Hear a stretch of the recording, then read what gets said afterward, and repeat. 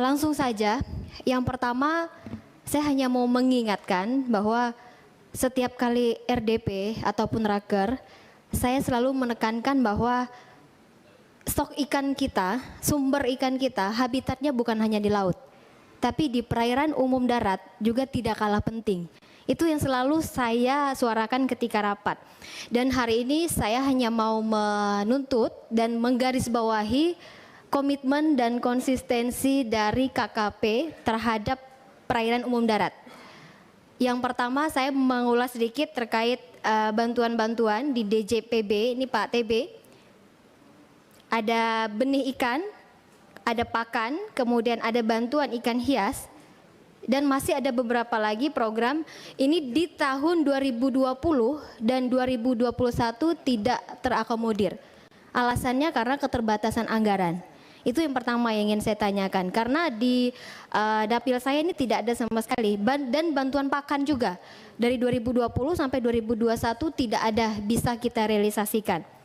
Kemudian di Dirjen Perikanan Tangkap Pak Zaini, saya menanyakan di RDP lalu, kapal bantuan 5 GT untuk setiap anggota yang dapat 1 bisa tidak dialihkan dengan bantuan-bantuan yang sifatnya lebih kecil, situasional dan adaptif dengan kebutuhan di dapil masing-masing. Karena tidak semua anggota di sini ini punya laut. Dapil saya tidak bersinggungan dengan laut sama sekali. Tapi kalau ini dipaksakan harus masuk dan diterima di dapil, tentu tidak bisa. Sayang, anggarannya 500 juta.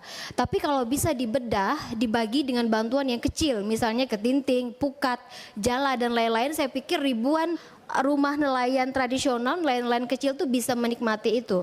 Karena kalau melihat dari Kementan kemarin, ada salah satu alsintan yang cukup besar, tapi tidak relevan di dapil, ini bisa diganti dengan alsintan yang relevan. Sekiranya itu bisa menjadi catatan Pak Dirjen, mungkin nanti dengan Pak Menteri, bagaimana untuk meningkatkan perairan umum darat.